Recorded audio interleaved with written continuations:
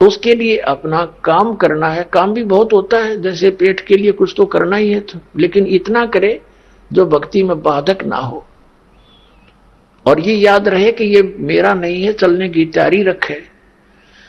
तो इस प्रकार फिर हम ये व्यर्थ के जो प्रयत्न करते हैं, समय व्यर्थ करते हैं, उसको भक्ति और परमात्मा के गुणगान में करेंगे।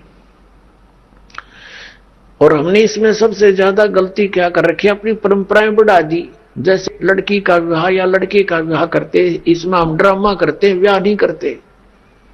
सांग करते हैं, डीजे लाते हैं, नाच करते हैं, दारू पीते हैं, कोई बात है या? बच्चों का ब्याह तो भगवान ने कर रखा होता है, हम तो बकवाद करते बेमतलब की। एक व्यक्ति अपनी लड़की के लिए लड़का खोजने के लिए 4-4 साल लगा रहता है, नहीं होता संयोग, और परमात्मा चाहता है 2 मिनट में कर देता है।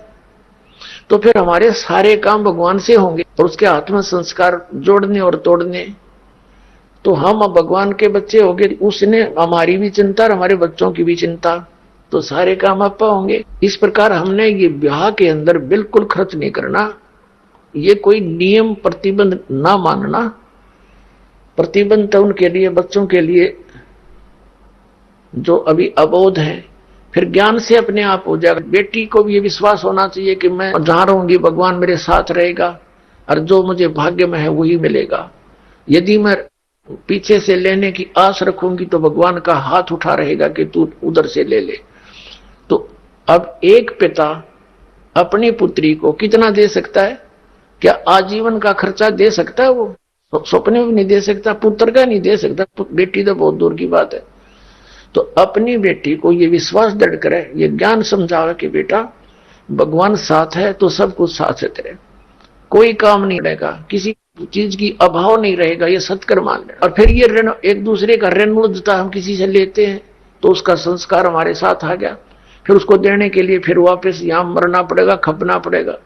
अब कोई रिश्वत लेता है, अब बालक है वो अनजान, उसको पता नहीं तू क्या जुल्म करने जा रहा, कितना अपने वजन सिर पे रख लिया।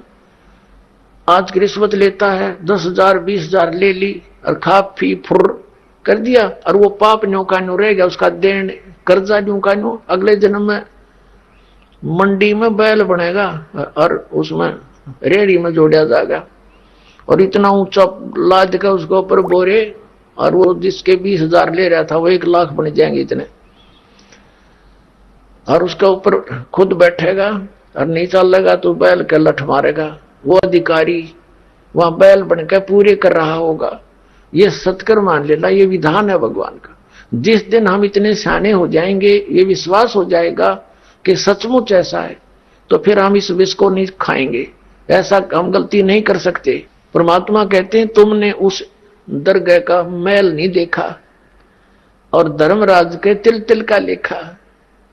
एक एक पाई का हिसाब है वहां पर, एक एक नए पैसे का हिसाब भगवान के दरबार में। इस बात से परिचित बच्चा फिर कभी इस पंगे में पादे को ना, इस लफड़े में नहीं पड़ेगा, और उसको डर लगेगा। और फिर कि देखो कितना प्यार बढ़ेगा। इब जैसे त्योहार आते हैं, कोई बात हुई, वो व्रत के खर्चे जो गले इतने तले जाने पड़ेंगे, सूट लड़की के, तीज आएगी हैं, और उसमें फिर मिठाई आइटम से बना करके इतने तो पहुंचाने पड़ेंगे। वो इधर भाग रहा है, वो इधर भाग रहा है। 100 रुपये का गौर मेरे ख्याल में 200 रुपये का खर्चा किराए का, और वो कपड़े भी मतलब कि वो काम आवे नहीं। तो इस तरह की जो हमने ये परंपराएं बना रखी हैं, ये खत्म करनी पड़ेंगी। लड़की के फिर भात आता है, भात के अंदर जिस बेटी के भाई नहीं है, जिस बहन के, अब वो कमरों में बड़बड़ होती है, और भात के सांग होया बताइयो कोई तो कोई आइए। एक ब्याह घर क्या का शुरू हो जाता है, एक बेटी का छोरी का बड़का का हो रहा है, एक घरवाला का शुरू हो गया, बात खातिर तैयारी करेंगे, 3-4 भाई हैं तो इतने दे, तो इतने दे, इकट्ठे करो फिर नो जाएंगे, कोई बात है या? तो इस तरह की जो परंपराएं हैं ये हमारी भक्ति बाधक है, और जिन ने ये नाम लेना है, भक्ति करनी, उनके लिए ये कंपलसरी है। बाकी समाज कुछ करो, उसके लिए हमने कोई लेना देना नहीं। फिर जैसे ये त्योहार आते हैं रक्षाबंधन का, अब देख हम कहां पहुंच गए। रक्षा कौन करेगा? भगवान करेगा रक्षा। तो रक्षाबंधन हमने भगवान का करना चाहिए ताकि हमारी रक्षा करे। हम जाओ अपने भाई का रक्षा का सूत्र बांधने, हमारी रक्षा करेगा भाई। अब रक्षा रक्षा उद्देश्य ना रह रहा, के देगा भाई, ये उद्देश्य लेकर जाती है बहने। ये कोई बात हुई? कहाँ ले जा छोड़ा। एक बहन कह रही थी कि आपका ज्ञान प्राप्त होने के बाद यह बात सच्ची लगने लगी मुझे। मैं अपने घर गई हुई थी रक्षा बंधन के दिन, अपने भाई का रक्षा बंधन, रक्षा सूत्र। उद्देश्य तो बच्चों पढ़े लिखे पता लगेगा, हम पढ़ते थे भी, ये भाई मेरी रक्षा करिए इसलिए धागा बांधती हूं। तो मैं इंतजार कर रही थी, भाई बाजार गया था और उसकी दुर्घटना होगी। भाई की शव आया भाई का घर पे, टक्कर मार मार रोए सारा परिवार। वो रक्षाबंधन भी गया, वो त्योहार भी बाढ़ में गया और रोना पीटना बुरा हाल हो गया। अब फिर उसको पता चला, वो कहने लगी जब मेरा भाई अपनी रक्षा नहीं कर सका तो मेरी रक्षा कैसे कर देगा। तो उसने दूसरे भाई से कहा कि भाई, जब ज्ञान हो गया उस बेटी ने कि आजा मेरे साथ, तेरी रक्षा भी होगी मेरी भी होगी। भाई उस भगवान के दरबार में नाम ले ले, उसके रक्षा सूत्र बांधांगे हम अपने भगवान के। कहने का भाव ये है, परमात्मा की शरण प्राप्त होने के बाद इस तरह की दुर्घटनाएं भी टला करती हैं यदि हम नियमित रहेंगे तो।